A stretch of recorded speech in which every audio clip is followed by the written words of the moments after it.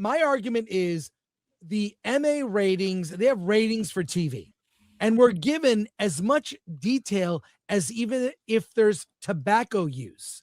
And my argument is, now that we've seen that Starfleet Academy is has a lot of gay content, and let's just say, as a father that raised 2 young kids, I just want to know if there's gay content in a show, and should gay content be added to the one of the descriptors in the ratings? Should it be added? Just include it. Do all the have all that. All those.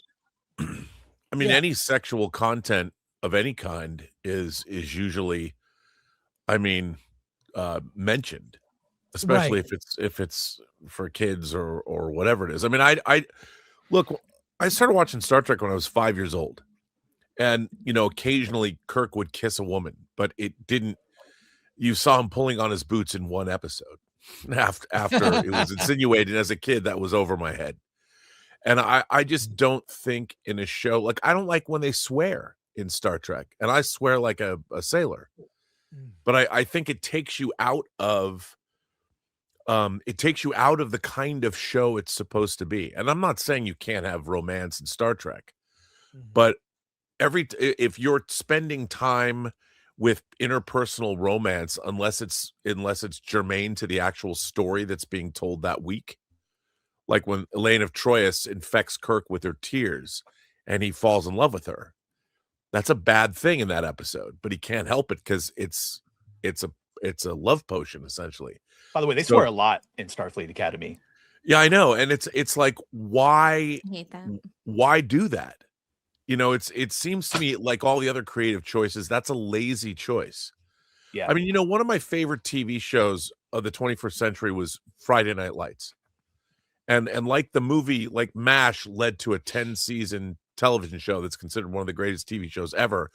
I think Friday Night Lights, in terms of, it has nothing to do with Star Trek, but if I made a Star Trek show, I would look at a show like Friday Night Lights with the interpersonal relationships, the fact that Coach Taylor was such a great character, and it was such a humane show. And even though there's romance and interpersonal relationships, there's not a lot of swearing and sex in that show, but it's still very adult and very engaging. Yeah, it was a great show. Great show. And even though it circles around the idea of playing football becomes sort of a metaphor for life itself. And I just think Starfleet Academy is really it's just a bankrupt show on every creative level. I agree. I mean, they're not even trying to, academia, if there's one thing that we need now, it's to show how important scholarship and learning can be. And Star Trek was always it was sort of it metaphorically would show you, and in a literary way, show you how to be a better human being through science fiction and fantasy. And I think that's what the great movies about academia are all about. Sidney Poitier's To Sir with Love, Good Will Hunting, obviously Dead Poets Society. These are all about the value of education and camaraderie and learning together as a group, and how a mentor can really affect you. And Ryan Coogler just took his professor, I don't know what award show, where they were going, but it was the woman that told him, he turned in a story. He never thought about going into movies, but she told him, you should become a screenwriter. You're really talented. And he took her because of her influence in his life. It led him to choose the path to go make movies. And that's the kind of thing that stories about academia and colleges, and I always go back to the paper chase, but nobody remembers that. And that's what Starfleet Academy could have been. I mean, can you imagine if you had like a great Vulcan professor who was the first contact professor, and it was all about the morals and ethics of influencing or getting involved in other cultures and how wrong and dangerous it can be? Robert, you're like, where were the students hacking the holodeck? Like, if we need a little bit of fun, where was the guy hacking the holodeck to like have Risa and chicks in bikinis, or taking the safety protocols off so he can fight on the holodeck? And like, if we're gonna have hijinks, at least have some fun hijinks. Instead, they played laser tag. Yeah, I mean, even Kirk Yeah, Kirk reprogrammed the Kobayashi Maru so it was possible to win and rescue the ship. So they thought he was a famous captain or whatever. That's just ingenious thinking, though. Yeah, he got a commendation for it. And I'm just, that's what the show should be. But they're like the whole Kurtzman era is trying to make Star Trek something it's not. They're trying to appeal to some audience they're chasing after that isn't there. Yeah, I don't know. I don't get it. Well, they're there. It's just what they accuse of, like when Kathleen Kennedy says it's just a small vocal minority. Like that's the same shit of the people that watch Section 31. It's like a small vocal minority that calls, us all the fun names and we don't like it. But the vast majority of people, it is not resonating. And they checked out like during Discovery. They're not even watching Strange New Worlds, let alone Academy. Well, it's interesting. I don't think any audience of young people has ever embraced anything that's completely stupid. The things that gain traction with people is because they're interesting and they speak to, they speak to a certain level of humanity and a certain level of, they don't talk down to their audience. Lots of 21st century commentary and dialogue and easy there, Romeo. Like, are we still using these? Have you ever 1,000 years after? Yeah. What are the numbers on the show right now? Like muted ratings. Alan, can you look that up? I'm sorry, what? What are Alan, the ratings for the show right now? I'm sorry. Alan, what? can you look up the ratings of the show? Okay, thanks. Yeah, Salty is at Pogs. They did a Starfleet Academy episode in the 5th season of TNG, The First Duty. That was excellent. Where a prank killed somebody, and not a prank, but they were trying to showboat, and someone died, and they were covering it up. And Picard said to Wesley, you got to tell the truth, man. It was that's what they should have patterned Starfleet Academy after. But whatever. Yeah, there's been lots of like a standard of that kind of formula of teaching the Starfleet principles, and there's been lots of different episodes across the different shows highlighting what that should look like, and they just want it to be anything but Star Trek. They want it to cosplay as other things just with a Star Trek like skin. And it's the most creatively bankrupt thing, but I think it's genuinely doesn't have a genuine sense of storytelling at all. It just seems mostly just to spite people, or just a one less thing maybe that Kurtzman got to greenlight before possibly his way out with the Paramount and Skydance merger. But I can't see anyone enjoying it if this is horrid writing. You can't even if you can't tell if it's real or an AI parody, that's bad. Well, let me give you a taste because Rob is here. He has not seen this yet. This is from a YouTube channel called Starfleet Dreams. They use AI to make Star Trek content. And I think this would be a Starfleet Academy show I would watch. Check this out. It's gives you a taste. Here you go.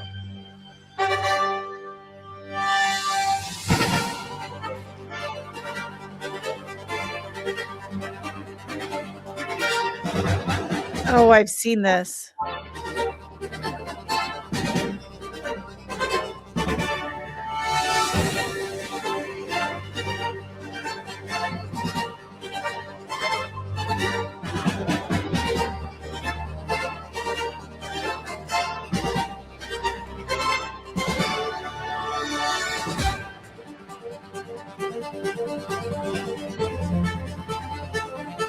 Beyond fear, beyond limits, the future of exploration begins here.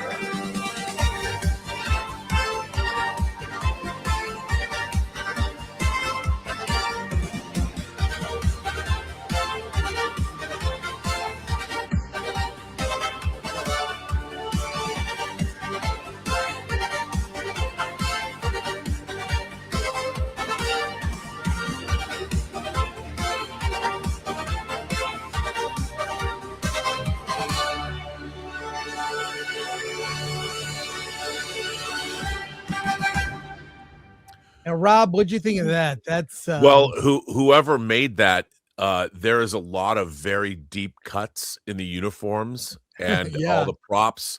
Whoever made that was what I would call officer thinking, because and the thing is, we're seeing this across, whether you're watching all those Star Wars videos, the recent ones that are delving into the expanded universe, like that one where Palpatine makes Dooku Darth Tyrannus, and if fans are going to take over these franchises and use AI to create the stories that they want to tell, I mean, I don't know what the music and the cinematography, but that in the sense of it was what it should have been. And it's the show Starfleet Academy is a show that's not even about Starfleet Academy. Not really. Yeah, and that's why it's getting harder and harder for me to hear people, keep using the words AI slop. Because you know what the problem is? A lot of times that AI slop looks better than the fucking shit that we get from Hollywood now. So, you can say AI slop all you want at this point, right? I mean, What the studios people are you aren't talking doing about, anything Dante? better. Is there someone specific that you're maybe Matt, No, I've heard people. We'll get to that later. We'll talk later, hold Matt. But hold Dante, on, Dante. Hold on. We'll get to that. but the people that made that video knew more about the Star Trek franchise than the people that have been working on the Star Trek franchise since 2017. 100%. The last 9 years. I see that show. I see diversity.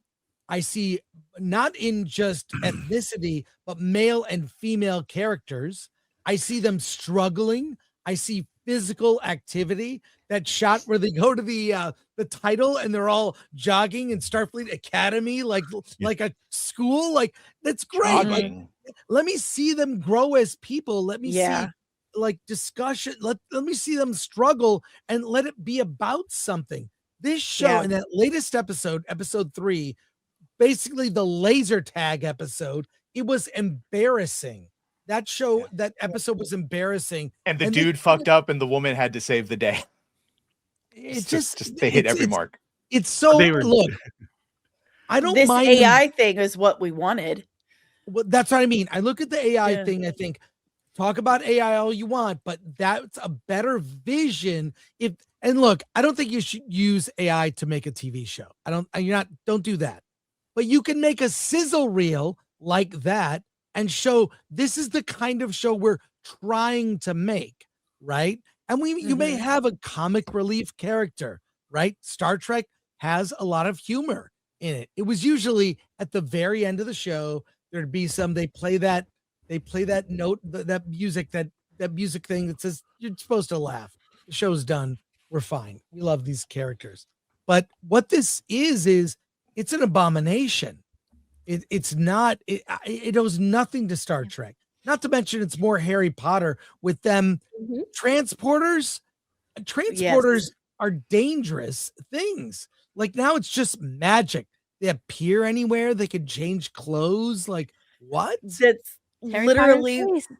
yep. That's literally was what I pitched. was saying to my family the other day. Is like, so what? We're just using magic now? Is that what that is? Yeah. They're supposed to have a scientific consultant on set at all times to say, nope, you can't do that. Or, yep, you can do that. Nope, he's gone, I guess. He left with the Okudas and Dave Blass. It's kind of an insult to Harry Potter. It's more some sort of weird school thing. But also, I don't have a problem with that. That we're all saying it's 1,000 years. Yeah, the technology, you should have a syncing of replicator and teleporting technology where they can teleport clothes and guns and weapons and all that. I don't have a problem with that, but it is used just as like it's a prank, bro. We teleported you from the bathroom into the main hall. That type of shit. Well, I mean, you're not even aspiring. What would be the 32nd century equivalent of what they could do with pranks? That's the thing. There's no forward thinking about humanity. Would look vastly different 1,000 years from now than it looks today. And they don't even try and create a credible future. Also, it's not just academia shows. You can also look at like Officer and a Gentleman, anyone that went to boot camp, or movies like The Lords of Discipline or even Taps. There's all these military stories where people went Full Metal Jacket, when they're getting their hair God forbid they'd get their hair shaved off when they go to the academy, because the kids, they have to look like Instagram models. But it doesn't make sense. They're not even giving you any kind of a credible look at how people have to be broken down and out from their habits and then rebuilt from the ground up. That's what Starfleet Academy would do. And what did you say the shape of this ship, the Athena? What does that look like to you, Rob? An earring? What is Alan had the best description, Alan. I know exactly what it looks like, but I wasn't going to say it. At least it almost points to where you're supposed to get to. By the way, the doctor from Voyager is here 1,000 years later, and he's the exact same fucking kid. He hasn't changed as a person whatsoever. He uses a joke. All he cares about is opera. Because remember, he used to sing opera with 7 of 9. We've done no thought to how Earth would look.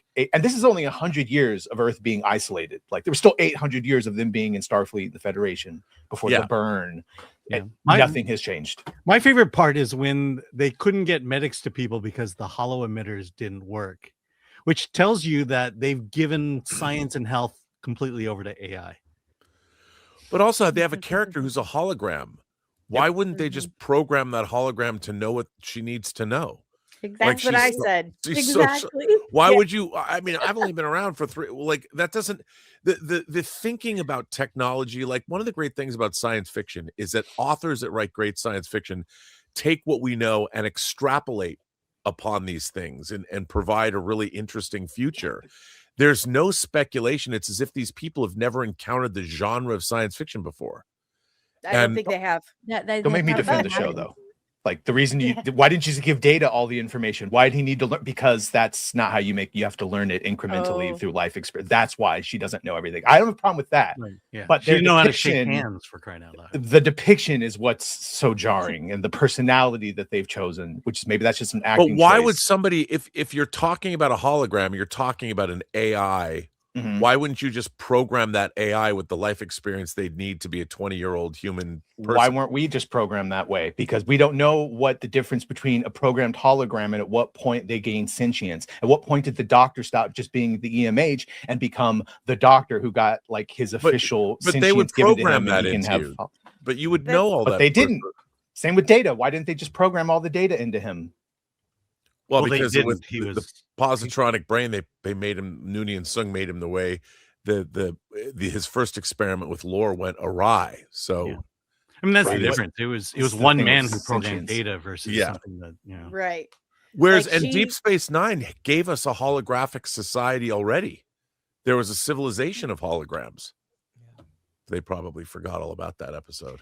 Yeah, wait to see episode 5, by the way. Yeah, God, Alan, just tell us all the scissors. Alan, there's a callback to an original Star Trek series in episode 5. But Alan, what are the ratings like right now?